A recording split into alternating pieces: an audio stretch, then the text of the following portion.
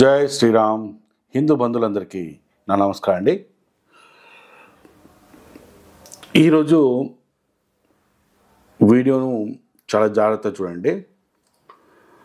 ఇప్పుడు మీకు అందరికీ కూడా ఒక పనికి మాలిన స్వయం ప్రకటిత మేధావిని చూపిస్తున్నాను. ఈ స్వయం ప్రకటిత మేధావులు ఈరోజు తెలంగాణలో చాలామంది ఉన్నారు. ఈ స్వయం ప్రకటిత మేధావులుగా ప్రకటించుకుంటున్న ఈ మేధావులు అనబడే వాళ్ళు ఏ విషయం ఏ టాపిక్ అన్నా తీయండి, ఏ విషయంలో ఏ టాపిక్ అన్నా తీయండి, హిందూ మతం దగ్గరికి వస్తారు. మళ్ళీ వాళ్ళు అంటే వీడి పూర్తి ఎజెండా ఏంటి అంటే హిందూ ధర్మాన్ని, హిందూ మతాన్ని ఏ విధంగా అయినా సరే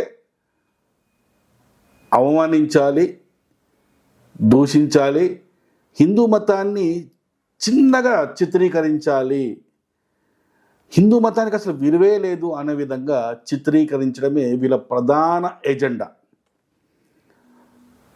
ఈ దుర్మార్గుల్లో మొదటి వరుసలో ఉండే దుర్మార్గుడు ఎవరు అంటే కంచె ఐలయ్య. ఈ స్వయం ప్రకటిత మేధావి ఒక సభలో మాట్లాడుతూ వాడు మాట్లాడుతున్న మాట నేను ఇక్కడ కొద్దిగా హార్ష్గానే మాట్లాడతా అండి. ఎందుకు అంటే నా ధర్మం జోలికి వస్తే నేను అంబేద్కర్నే ప్రశ్నిస్తున్న, ఆఫ్టర్ ఆల్ కోన్ కిస్కా గొట్టం లాంటి ఇలాంటి సన్నాసులను,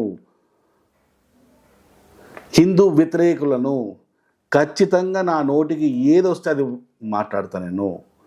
ఎందుకంటే వీళ్లకు హిందూ మతాన్ని వ్యతిరేకించడము, హిందూ మతంని తిట్టడమే వీళ్ళ హక్కు. రాజ్యాంగం వీళ్ళకు హక్కు ఇచ్చినట్టయితే వీళ్ళను తిట్టుకుంటూ మాట్లాడడానికి, వీళ్ళని విమర్శించడానికి నాకు రాజ్యాంగం హక్కు ఇవ్వలేదా? ఖచ్చితంగా హక్కు ఉంది కదా. వీడికి బాధ్యతలు పట్టించుకోడు. ఇలాంటి దొంగనా కొడుకులకి ఎంతసేపు హక్కులే గుర్తొస్తాయి తప్ప బాధ్యతలు గుర్తురావు. మనకి వీడికి లేని బాధ్యత నాకెందుకు? కాబట్టి ఈ వీడియోలో నా పదాలు చాలా హార్ష్గా ఉంటాయి. చూడండి ఒకసారి. వీడు ఏమంటుండో ఒకసారి చూడండి. శాకలైలమ్మ పేరు పెట్టించిన తర్వాత చాలా మేధావులు ఇలయ్య గారు మీరు చదువురానామకు యూనివర్సిటీ పేరు పెట్టిస్తారానండి, చదువురానామె పేరుతో యూనివర్సిటీ పేరు పెట్టిస్తారానండి అంటే నేను ఒకటే అన్నా, అవునండి తిరుపతి వెంకన్న దేవునికి చదువొచ్చా అని అడిగాను. తిరుపతి వెంకన్న పేరుతో యూనివర్సిటీ ఉన్నది కదా, ఆయన భార్య పద్మావతి కదా, ఆయనకు చదువొచ్చా? ఆమె పేరుతో యూనివర్సిటీ ఉన్నది. మా శాకలైలమ్మ వీర యోధురాలు. చూడండి, ఈ అడ్డగాడిద అక్కడ పోయి ఇక్కడ పోయి మళ్ళీ వచ్చింది ఎక్కడికి? మళ్ళీ హిందూ మతం. ఇప్పుడు ఒక సభలో మాట్లాడుతున్నాడు ఏమంటున్నాడు వీడు అంటే తెలంగాణ మహిళా యూనివర్సిటీకి వీరనారి చాకలి ఐలమ్మ మహిళా విశ్వవిద్యాలయం అని పేరు మార్చారనమాట. ఆ పేరు మార్చినప్పుడు, ప్రభుత్వం మార్చినప్పుడు వీడికి చాలామంది మేధావులు అనేవాళ్ళు ఫోన్ చేశారట. ఫోన్ చేసి చాకలి ఐలమ్మ అనే ఆవిడ చదువురాని ఆవిడ కదా, మరి ఆమె పేరు యూనివర్సిటీ పెట్టడం ఎంతవరకు కరెక్టు అని చెప్పేసి వీడికి ఎవడో పనికి మాలిన వాళ్ళు ఎవడో వీడికి వీడిని అడిగిరట. దానికి వీడి సమాధానం ఏం చెప్తున్నా అంటే దానికి చాకలి ఐలమ్మ ఎంత గొప్ప ఆవిడ అనేది వివరిస్తూ ఆమె పేరు ఉండాలి అని చెప్పడంలో తప్పులేదు. 100% చాకలి ఐలమ్మ గారి పేరు యూనివర్సిటీకి కూడా ఉండాల్సిందే. ఆమె విగ్రహాలు ఈరోజు అంబేద్కర్ విగ్రహం ఏదైతే ఉందో అది తీసేసి ఐలమ్మ విగ్రహం పెట్టాలి. 100% ఆవిడ చాలా గొప్ప వీరనారి, తెలంగాణ వీరనారి, అందరం ఒప్పుకోవాల్సిందే. ఆవిడ పేరు పెట్టడంలో ఆమె యొక్క గొప్పతనాన్ని ఎక్స్ప్లెయిన్ చేయి. ఎందుకు పెట్టవలసి వచ్చిందో, పెట్టడానికి గల కారణాలు ఏంటి, ఇలాంటి ఎన్నో విషయాలు ఆమె గురించి గొప్పగా చెబుతూ ఆ మహిళా యూనివర్సిటీకి ఆమె పేరు పెట్టడం సబబే, 100% కరెక్ట్ అని చెప్పి ఒక సమాధానం చెప్పు. దానికి అందరం ఈ తెలంగాణ రాష్ట్రంలో ఉన్న ప్రతి ఒక్కరిని సపోర్ట్ చేస్తాం, అంతే కదా. ఈ అడ్డగాడిద స్వయం ప్రకటిత మేధావి అనేవాడు వాడు ఏమంటుండంటే శ్రీ వెంకటేశ్వర యూనివర్సిటీ అని పద్మావతి అమ్మవారి పేరు మీద ఒక పద్మావతి మహిళా విశ్వవిద్యాలయం అని తిరుపతిలో ఉన్నాయి 2 విశ్వవిద్యాలయాలు. ఈ 2 విశ్వవిద్యాలయాలకు ఈ 2 యూనివర్సిటీలకు వెంకటేశ్వర స్వామి ఆవిడ భార్య అయిన పద్మావతి పేరు పెట్టారు కదా, వాళ్ళిద్దరికీ చదువొచ్చా అని అడుగుతున్నాడు ఈ అడ్డగాడిద. అరే అసలు నిన్ను ఎవడరా, నువ్వు ఎట్లయినవరా ప్రొఫెసర్ నువ్వు? వెంకటేశ్వర స్వామి దేవుడు, పద్మావతి అని మా దేవత. అసలు మనుషులకు దేవి దేవతలకు పోల్చడం ఏంద్రా అడ్డగాడిద? దేవుడికి సర్వం తెలుసురా, వాళ్ళు నేర్చుకోవడం ఏంట్రా గాడిద? ఈ చిన్న వ్యత్యాసం తెలియకుండా, దేవుడికి మనిషికి ఉన్న వ్యత్యాసం కూడా తెలియకుండా, దేవుడు అంటే సర్వంతర్యామిరా, అంతేకాకుండా సర్వజ్ఞాని దేవుడు అంటే. అసలు దేవుళ్ళకు రానిదే మనకు తెలుసా, ఉంటుందా? అరే గాడిద, నీకు ఎవడరా నీకు చెప్పింది? నువ్వు ఎట్లయినవరా ప్రొఫెసర్? నువ్వు ఇంత చిన్న బుద్ధి లేకుండా మాట్లాడినావురా. అంటే మీరు అసలు అడిగే ప్రశ్నకు చెప్పే సమాధానానికి ఏమైనా సంబంధం ఉందా? అరే అడ్డగాడిద, నిన్ను అడ్డగాడిదనే అనిపిస్తుంది నిన్ను. అరే అడ్డగాడిద, సరేరా మరి ఇస్లామిక్ యూనివర్సిటీ అని కూడా ఉన్నాయి.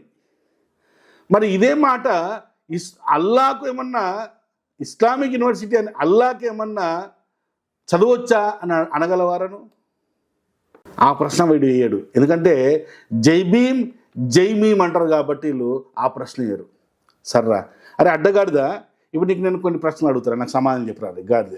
నీకోసమే కొన్ని డాటా తీసాను నేను నీకోసము. నీకు కొన్ని ప్రశ్నలు అడగాలన్న ఉద్దేశంతో కొంత డాటా తీశాను. ఆ డాటాకు నాకు సమాధానం చెప్పు నాకు. వీడు ఒకసారి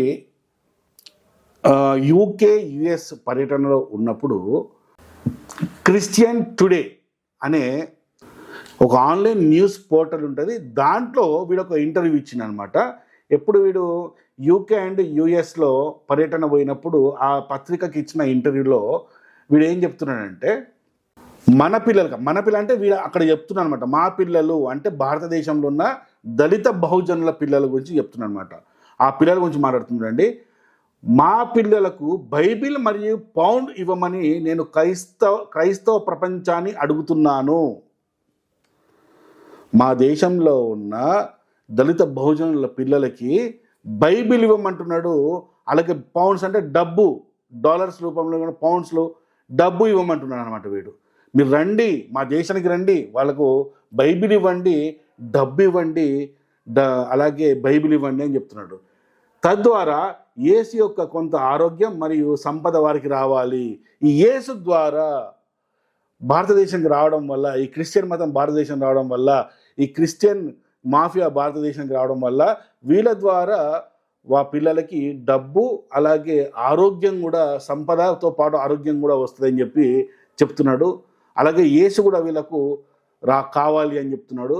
అంతేకాకుండా యేసు భారతదేశానికి కూడా సంపద తీసుకురావాలి అంటున్నాడు ఈ మేధావి. అంటే యేసు భారతదేశానికి కూడా సంపద తీసుకురావాలా? వీడు ఈ ఇంటర్వ్యూ ఎక్కడ ఇచ్చిండంటే యూకేలో ఇస్తున్నాడు. లండన్లో ఇస్తున్న ఇంటర్వ్యూలో యేసు భారతదేశానికి రావడం వల్ల భారతదేశానికి సంపద కూడా వస్తుందట. దయచేసి రెండు ఇవ్వండి అంటే యేసును ఇవ్వండి, బైబిల్ని ఇవ్వండి, మీ ద్వారా సంపదను భారతదేశానికి ఇవ్వండి, అలాగే మా దళిత బహుజనులకు కూడా ఇవ్వండి అని చెప్పేసి ఆ పత్రికలో ఉన్న ఇంటర్వ్యూలో వీడు మాట్లాడుతున్నాడు. ఈ పత్రిక యొక్క లింక్ కింద డిస్క్రిప్షన్లో పెడతాను. ఒక్కసారి ఆ డిస్క్రిప్షన్లో నా లింక్ను క్లిక్ చేస్తే మీకు క్రిస్టియన్ టుడే అని చెప్పేసి ఒక న్యూస్ పోర్టల్ ఓపెన్ అవుతుంది. ఇది ఇంటర్వ్యూ ఎప్పుడు వచ్చిందంటే దీని డేట్ కూడా మీకు చెప్తా చూడండి. ఇప్పుడు 12th నవంబర్ 2005లో 12 నవంబర్ 2005లో ఈ ఇంటర్వ్యూ ఇచ్చాడు. ఆ ఇంటర్వ్యూ సంబంధించిన క్లియర్ కట్గా మీకు ప్రశ్న సమాధానం విలేకరి ప్రశ్న, వీడి సమాధానం క్లియర్గా ఉంటుంది చూడండి. అంటే భారతదేశంలో ఉంటూ మనం కట్టే ట్యాక్సులతో వీళ్ళు చదువుకొని ప్రొఫెసర్లు అయ్యి జీతాలు తీసుకొని అత్యల్ప మార్కులతో ఉన్న వీళ్ళు రిజర్వేషన్ అనే సిస్టమ్ ద్వారా మన డబ్బుతోని ఉద్యోగాలు తీసుకొని ఫ్రీగా చదువుకొని జీతం తీసుకుంటూ భారతదేశంని విమర్శిస్తారు. అలాగే భారతదేశంలో ఉన్న మెజారిటీ ప్రజల యొక్క మనోభావాలను దెబ్బతీస్తారు. అలాగే విదేశాలకు వెళ్ళి మన భారతదేశాన్ని తక్కువ చూపిస్తూ ఇక్కడ ఏదో అన్యాయం గురవుతుందని చెప్పి మనల్ని గత 200 సంవత్సరాలుగా బానిసలుగా చేసుకొని మన సంపదను కొల్లగొట్టుకొని పోయిన బ్రిటిష్ వాడి దగ్గరకు పోయి మీరు రండి, మా మా మా మా పిల్లలకి బైబిల్ ఇవ్వండి, యేసుని పరిచయం యేసుని ఇవ్వండి, అలాగే ఆరోగ్యాన్ని ఇవ్వండి, అలాగే డబ్బుని ఇవ్వండి అని అడుక్కుంటున్న ముష్టి నా కొడుకులు దేశద్రోహులు. అని నువ్వు కంచెలయ్య, నువ్వు ఎట్లా మేధావినావు నాకు అర్థం కాలేదురా. నువ్వు ఏమన్నావు? మూడో మాట, యేసు భారతదేశానికి కూడా సంపదను తీసుకురావాలి అంటే బ్రిటిష్ వాడు భారతదేశానికి వస్తే సంపద వస్తుందా? అరే అడ్డగాడిదా. ఇప్పుడు నీకు కొన్ని ఫ్యాక్ట్స్ చూపిస్తా చూడండి. ఇప్పుడు నీకు స్క్రీన్ మీద చూపిస్తా చూడండి. ఇప్పుడు మీకు స్క్రీన్ మీద ఒక టేబుల్ వస్తుంది చూడండి. ఆ టేబుల్ ఏంటంటే 1700 సంవత్సరం నుంచి 1947 సంవత్సరం వరకు భారతదేశం యొక్క జీడిపి, మన ఆర్థిక వ్యవస్థ ఎలా ఉండే, బ్రిటిష్ వాడు మన భారతదేశానికి వచ్చినప్పుడు మన ఆర్థిక వ్యవస్థ ఎలా ఉండే, వచ్చిన తర్వాత 1947లో ఈ దేశం నుంచి వాడు వెళ్ళిపోయేటప్పుడు మన భారతదేశం యొక్క ఆర్థిక వ్యవస్థ ఎంత దీనస్థితికి దిగిపోయిందో ఆ జీడిపి లెక్కలు చెప్తున్నాయి. చూడండి ఒకసారి ఈ స్క్రీన్లో ఒకసారి క్లియర్ చూడండి.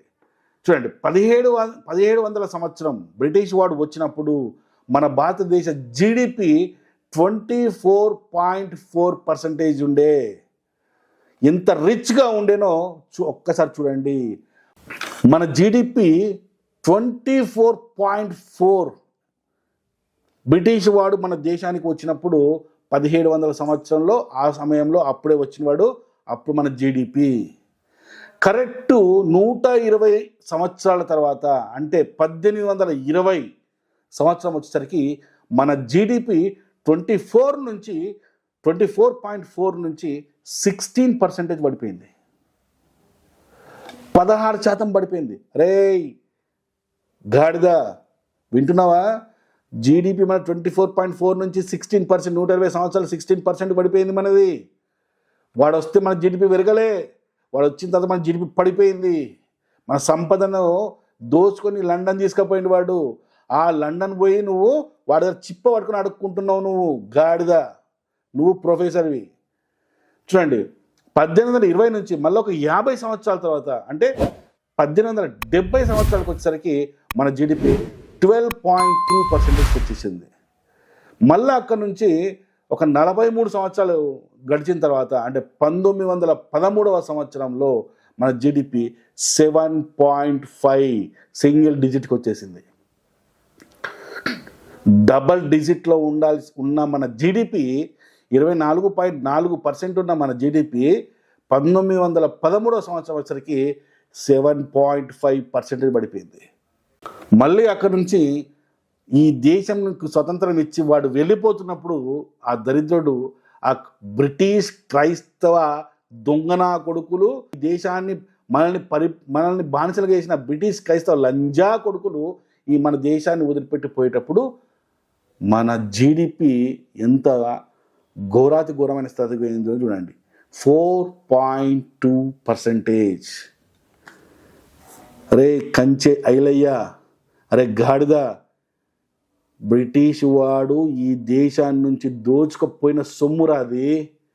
24.4 అత్యధిక ధనిక స్థితిలో ఉన్న నా దేశాన్ని 4% జీడిపి వేసి ఈ దేశం నుంచి వెళ్ళిపోయిన వాడు నీకు గొప్ప గాడిద.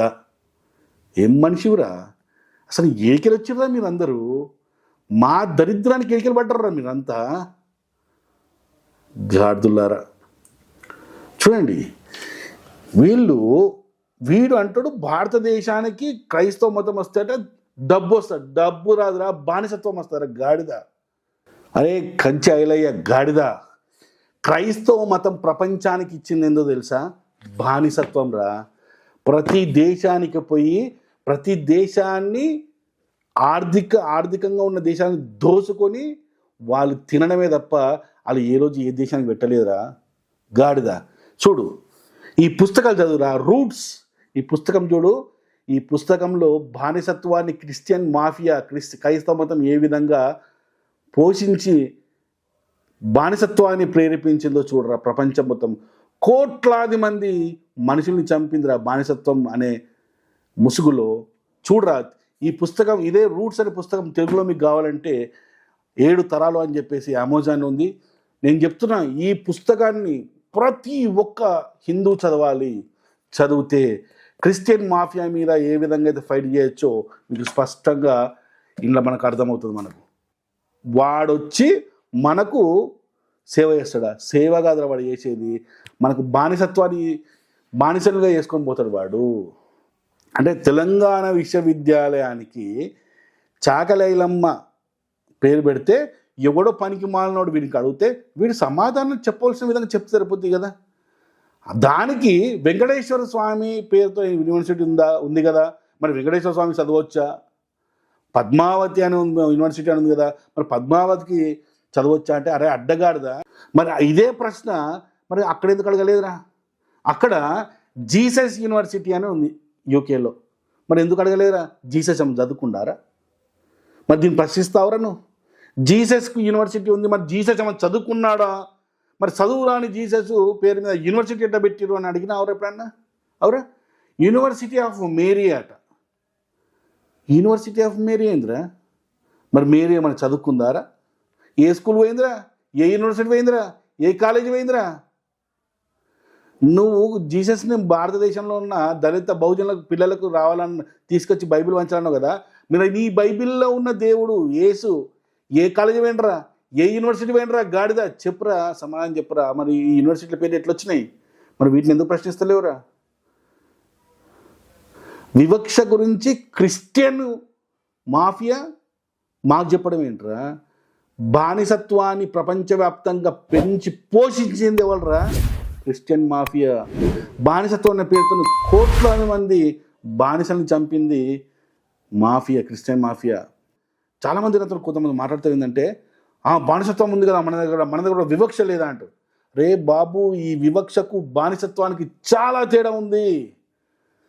క్రిస్టియన్ మాఫియా పెంచి పోషించిన బానిసత్వంలో మనిషికి అసలు హక్కులే లేవు. ఎలాంటి హక్కులు ఉండవు. హక్కు అనే పదానికి వాడికి సంబంధమే లేదు. ఆ తెల్లవాడు ఏది చెబితే వాడు అది చేయాల్సిందే. బానిసకి ఎలాంటి హక్కులు ఉండవు. కానీ భారతదేశంలో ఉన్న దళిత బహుజనులు మనకు హక్కులు కాదు. స్వతంత్రము రాజ్యాంగం రాకముందు కూడా మనం ఓటు హక్కు వేసే అధికారం ఉంది మనకు. ఓటు హక్కులు ఉన్నాయి మనకు. అంతకుముందు రిజర్వేషన్లు ఉన్నాయి మనకి. చదువుకునే హక్కులు ఉన్నాయి. సనాతన గ్రంథం ద్వారా చదువుకునే హక్కులు ఉన్నాయి మనకి. ఈ Christian university, Jesus university, Mary university అనే యూనివర్సిటీలు ఉన్నాయి కదా, ఈ యూనివర్సిటీలో ఏం చెప్తారో తెలుసా? చూడండి ఏం రాసింది ఇక్కడ. ఇవి ప్రధానంగా క్రైస్తవ సాంప్రదాయాలను మరియు విద్యారంగంలో సేవలను అందిస్తున్నాయట. జీసస్ మేరీ అనే కాలేజ్ కూడా ఉంది ఢిల్లీలో. ఇలా జీసస్ పేరు మీద, మేరీ పేరు మీద ఈ దేశంలో చాలా కాలేజీలు ఉన్నాయి. మరి జీసస్ ఏమైనా చదువుకున్నాడారా? ఏ కాలేజీలో చదువుకున్నాడరా? ఏ యూనివర్సిటీ చదువుకున్నాడరా? మేరీ గురించి చెప్పురా. మేరీ ఏ కాలేజీలో చదువుకుంది? గాడిదలారా. అరే నువ్వు అక్కడ చాకలి ఐలమ్మ గురించి మాట్లాడిన వాడికి చాకలి ఐలమ్మ పేరు ఎందుకు పెట్టొద్దో వాడితో నువ్వు ఆర్గ్యుమెంట్ చేసి ఆమె గొప్పతనాన్ని చెప్పు. ఖచ్చితంగా ఆమె పేరుతో పెట్టాల్సిందే. అసలు నా డిమాండ్ ఏంటంటే అంబేద్కర్ విగ్రహాన్ని తీసేయాలడికెళ్ళి తీసేసి చాకలి ఐలమ్మ విగ్రహం పెట్టాలా. నేను ఓపెన్ ఛాలెంజ్ చేస్తున్నా. ఇప్పుడున్న అంబేద్కర్ విగ్రహం దగ్గర అంబేద్కర్ విగ్రహాన్ని తీసేసి చాకలి ఐలమ్మ విగ్రహం పెడదాము అని చెప్పేసి ఈ తెలంగాణ రాష్ట్రంలో సర్వే చేయండి. 100% చాకలి ఐలమ్మ విగ్రహం కావాలంటారు, అంబేద్కర్ విగ్రహం కావాలని ఎవరన్నారు? అది మనకు కావాలి. జనాలకి ఏం కావాలి అది చేయండి. చాకలి ఐలమ్మ గారి పేరు పెట్టడం 100% ప్రతి ఒక్కరు స్వాగతిస్తాం, ప్రతి ఒక్కరు చెప్తాం. నువ్వు దాని గురించి మాట్లాడు. మరి ఇస్లాం యూనివర్సిటీ అని ఉంది, మరి ఇస్లాం యూనివర్సిటీ ఎందుకు వచ్చిందని చెప్పి అడిగినారు ఎప్పుడన్నా? నీకు ఎంతసేపు హిందుత్వం మీద పడి ఏడవడమే తప్ప ఇంకోటి ఉండదు నీకు. హిందుత్వం మీద ప్రతి పనికి మాలిన ఎదవ, ఆడికి తోక తెలియదు, తొండం తెలియదు, ఆడికి ఏది తెలియదు. ఆడికి వాడికి తెలిసింది ఒకటి ఏంటంటే హిందుత్వాన్ని వ్యతిరేకించాలి, హిందుత్వాన్ని అవమానించాలి. హిందువులారా ఇప్పటికైనా మేలుకోండి, నిద్ర లేవండి. హిందూ ధర్మం మీద, హిందూ దేవతలను ఎవడు విమర్శించినా అవమానించినా తొక్క తీయడం మొదలు పెడదాం మనము. శాంతి శాంతి శాంతి అని మనకు బోధించింది చాలిక. వీళ్ళందరి మీద మనం ఇమ్మీడియట్గా పోలీస్ కేసులు వేసి చట్టపరమైన కేసులు వీళ్ళ మీద ఫైల్ చేయాలి. ఈ అడ్డగాడిద మీద కూడా కేసులు ఫైల్ చేయాలి వీడి మీద. చాకలి ఐలమ్మ గురించి మాట్లాడితే చాకలి ఐలమ్మ గురించి మాట్లాడు. వెంకటేశ్వర యూనివర్సిటీ గురించి నీకెందుకురా? పద్మావతి యూనివర్సిటీ గురించి నీకెందుకురా? మనిషికి దేవుడికి తేడా తెలియని సన్నాసి వీడు లండన్ పోయి బైబిల్ తీసుకొని రమ్మంటుండు. ఇది వీడి అంటే వీడు మత ప్రచారము, ఈ దేశాన్ని క్రైస్తవ దేశంగా మార్చాలనేది వీళ్ళ ముఖ్య అజెండా. వీళ్ళది ఆ ముఖ్య ఎజెండా మీద తీసుకొని విదేశాలకు వెళ్ళి మన దేశాన్ని అగౌరవపరుస్తూ ఇక్కడ ఏదో అన్యాయం జరుగుతున్నట్టు ఎవడికి చెప్తున్నాడు? ప్రపంచాన్ని బానిసం చేసుకొని, నల్లవాడిని బానిసలుగా చేసుకొని కోట్లాది మంది చంపిన వాడి క్రైస్తవ మాఫియాకు పోయి మన భారతదేశంలో ఏదో అన్యాయం జరుగుతుందని ఈ అడ్డగాడిద పోయి చెప్తుంది. ఆ ఇంటర్వ్యూ చదివితే పూర్తిగా వీడి మీద ఎంత కోపం వస్తాయంటే ముందర ఉంటే చెప్పు తీసుకొని కూడా అనిపిస్తుంది అని. అలాగే కానీ మీకు డిస్క్రిప్షన్ లింక్ పెడుతున్నాను, ఒకసారి చదవండి. ఆ ఇంటర్వ్యూ చదవండి మీరు. క్రిస్టియన్ టుడే అనే వెబ్సైట్ ఉంది, న్యూస్ పోర్టల్ ఉంది, అందులో చదవండి క్లియర్గా.